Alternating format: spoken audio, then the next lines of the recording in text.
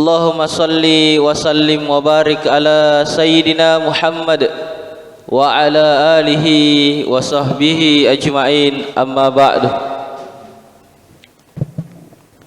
Qala Allah Ta'ala fil Qur'anil Azim wa huwa asdaqul qailin. A'udzu billahi minasy syaithanir rajim. Bismillahirrahmanirrahim. Ya ayyuhalladzina amanu kutiba alaikumus syiyam kama kutiba alal ladzina min qablikum la'allakum tattaqun. Wa qala aidan innal ladzina amanu wal ladzina hajaru wajahadu fi sabilillah ulaika yarjuna rahmatallahi wallahu ghafurur rahim. Shadaqallahul azim. Wa qala Rasulullah sallallahu alaihi wasallam, as-sawmu li wa ana ajsibih. Hadirin jamaah jamaah tarwih yang insyaallah dimuliakan Allah Subhanahu wa taala. Bersyukur kita kepada Allah dengan mengucapkan alhamdulillah, salawat kepada Nabi Muhammad sallallahu alaihi wasallam. Allahumma salli ala Sayyidina Muhammad wa ala alihi wa sahbihi wa sallim. Hadirin jamaah tarwih yang dimuliakan Allah Subhanahu wa taala. Alhamdulillah, malam ini malam yang ke-11. Alhamdulillah, kalau saudara-saudara kita yang di Muhammadiyah malam ini dia sudah malam yang ke-12, tetapi itulah yang disebut dengan perbedaan di dalam agama Islam adalah rahmat kasih sayang Allah Subhanahu wa taala. Sesuai dengan judul malam ini, menggapai rahmat kasih sayang Allah Subhanahu wa taala. Di dalam Al-Qur'an dijelaskan, innal ladzina amanu wal ladzina hajaru wajahadu fi sabilillah ulaika yarjuna rahmatallahi wallahu ghafurur rahim. Innal ladzina amanu, orang-orang yang beriman kepada Allah, walladzina hajaru, orang-orang yang berhijrah di jalan Allah, wajahadu fi sabilillah, kemudian dia tolong agama Allah Subhanahu wa taala, ulaika yarjuna rahmatallahi wallahu ghafurur rahim.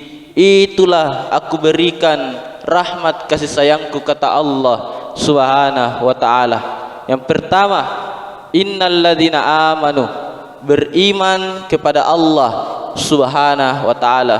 Salah satu hal yang paling dasar, paling konkret kalau kita bicara tentang keimanan kepada Allah, apa dia? Aqimis shalah, menegakkan salat. Alhamdulillah, kita sudah tegakkan salat secara berjamaah. Kita mendapatkan pahala di sisi Allah 27 derajat dibandingkan saudara-saudara kita yang melaksanakan salat sendiri. Satu keutamaan, alhamdulillah, bersyukur kepada Allah, ucapkan alhamdulillah, alhamdulillahi rabbil alamin. Salat, maka Nabi sallallahu alaihi wasallam katakan dalam hadisnya, man tarakas salata muta'ammidan, siapa yang meninggalkan salat secara sengaja, faqad kafara jihara, maka dia seakan-akan mengkufuri tutupi nikmat Allah Subhanahu wa taala. Kita termasuk orang-orang yang bersyukur kepada Allah, menegakkan ibadah kepada Allah Subhanahu wa taala melalui perantara yang namanya salat. Salat salah satu ibadah kalau kita berbicara tentang keimanan kepada Allah Subhanahu wa taala. Yang kedua, bisa juga kita artikan, ambil contohnya, berpuasa karena Allah, niat karena Allah Subhanahu wa taala.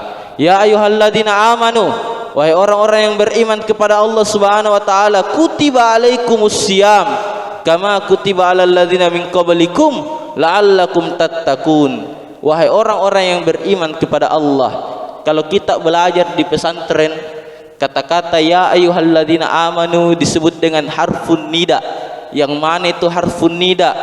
Panggilan kasih sayang Allah Subhanahu wa taala. Makanya ulama-ulama mufassir itu membagi tiga hal. Orang-orang yang mendapatkan harfun nida, panggilan kasih sayang Allah Subhanahu wa taala, mendapatkan tiga. Salah satu di antaranya dia diberikan kesehatan oleh Allah Subhanahu wa taala. Alhamdulillah sehat di malam ini. Sampai di malam yang ke-11 Tarwih ini Allah berikan kita kesehatan. Banyak saudara kita yang ingin sekali sehat, tetapi Allah tidak berikan dia kesehatan, tidak bisa sholat, di rumah najis sholat, kemudian mengkodok puasanya. Alhamdulillah kita menjalankan puasa dengan sehat walafiat, diberikan kesehatan oleh Allah Subhanahu wa taala. Yang kedua, Allah berikan kita umur. Banyak sekali kita lihat saudara-saudara tak semua 1 minggu menjelang masuk bulan suci Ramadan, kemudian 2 hari sebelum masuk bulan suci Ramadan, bahkan 1 hari sebelum masuk bulan suci Ramadan dia meninggal dunia. Maka cocoklah yang dikatakan Al-Quran, idza jaa ajaluhum, kalau ajalmu sampai fulan, la yastakhiruna sa'atan wa la yastaqdimun, tidak dapat dimajukan walaupun sesaat dan tidak dapat dimundurkan walaupun sesaat. Inilah yang disebut dengan ajal. Maka kita bersyukur kepada Allah, 2 diberikan ke Allah ini semua. Diberikan sehat oleh Allah, diberikan panjang umur oleh Allah Subhanahu wa taala. Yang ketiga, orang yang diberikan harfun nida, diberikan Allah Subhanahu wa taala istiqamah dalam iman dan Islam. Yang mana itu contohnya istiqamah dalam iman dan Islam. Dari tadi muadzin kumandangkan azan, Allahu akbar, Allahu akbar, Allahu akbar, Allahu akbar. Kalau bergetar dalam hati kita, itulah yang disebut dengan istiqamah dalam iman dan Islam. Alhamdulillah semua yang ada di dalam Masjid Nurul Iman ini termasuk orang-orang disayangi oleh Allah Subhanahu wa taala. Maka kalau diberikan 3 oleh Allah, pakailah itu untuk beribadah kepadanya. Maka Nabi sallallahu alaihi wasallam katakan, kamu tidak masuk surga karena salatmu, kamu tidak masuk surga karena puasamu, kamu tidak masuk surga karena zakatmu, hajimu, tetapi yang memasukkan surga adalah rahmat kasih sayang Allah Subhanahu wa taala. Pertama, beriman kepada Allah Subhanahu wa taala.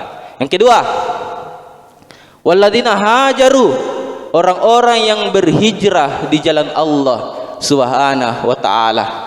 Tidak ada yang disebut sekarang berhijrah. Terakhir hijrahan Nabi Muhammad sallallahu alaihi wasallam.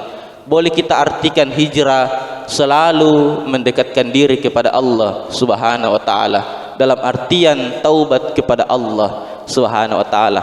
Nabi Muhammad sallallahu alaihi wasallam penghulu dari semua para nabi, penghulu pada semua manusia.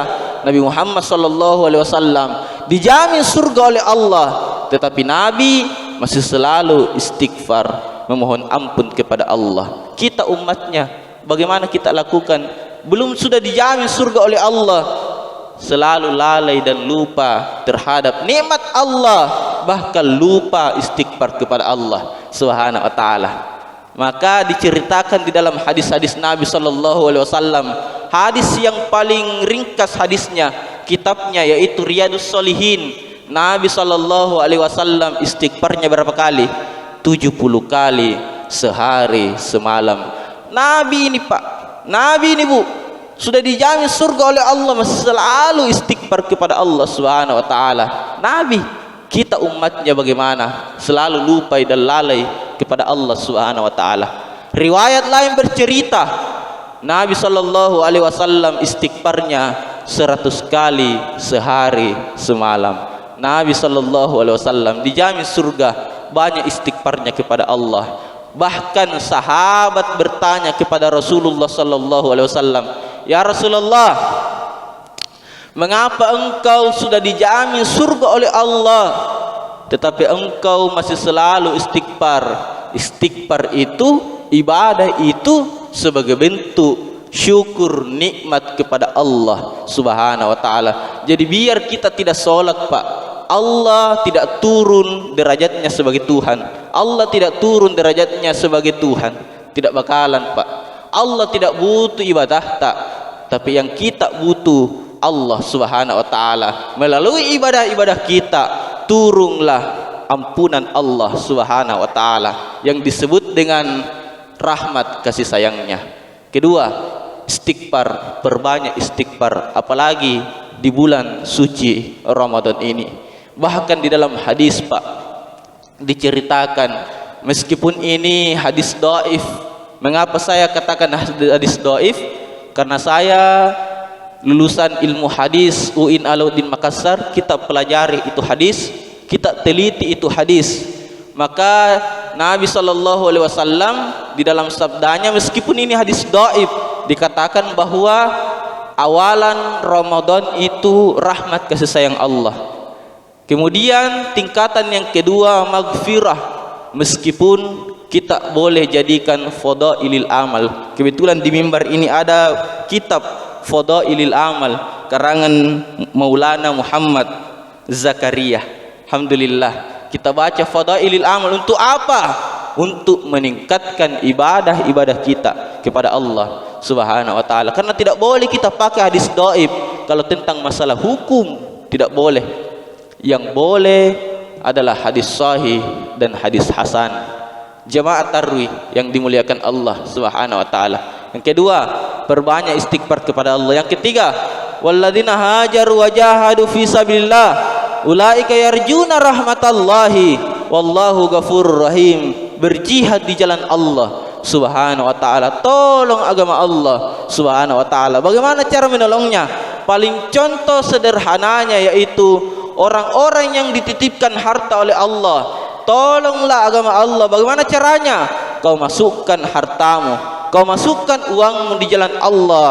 Maka Allah berfirman, masalul ladina yunfikuna amwalahum fi sabilillah, orang-orang yang selalu menginfakkan hartanya di jalan Allah Subhanahu wa taala, kamasali habbah ambatat sab'a sanabil wa fi kulli sumbulatin mi'atu habba wallahu yudaifu liman yasha wallahu wasi'un alim. Orang-orang yang selalu infakkan hartanya jalan Allah, seakan-akan dia menanam satu benih. Benih itu tumbuh 70 tangkai dan tangkainya tumbuh 70 buah. Wallahu yudaifu liman yasha wallahu wasi'un alim. Allah Maha Kaya untuk melipat gandakan harta hamba-hambanya. Jangan sampai banyak harta tabu seperti yang disebutkan orang-orang zaman dulu. Siapakah zaman dulu itu? Anak-anak itu kalau menggali tanah, dia katakan itu harta dia. Ternyata terkenal kipaing daripada artis. Siapa dia? Korun. Siapa itu Korun? Orang yang kaya raya yang pernah hidup di muka bumi ini. Dia kaya raya, tidak mau titipkan hartanya jalan Allah Subhanahu wa taala. Allah murka, Allah tenggelamkan Korun beserta harta-hartanya.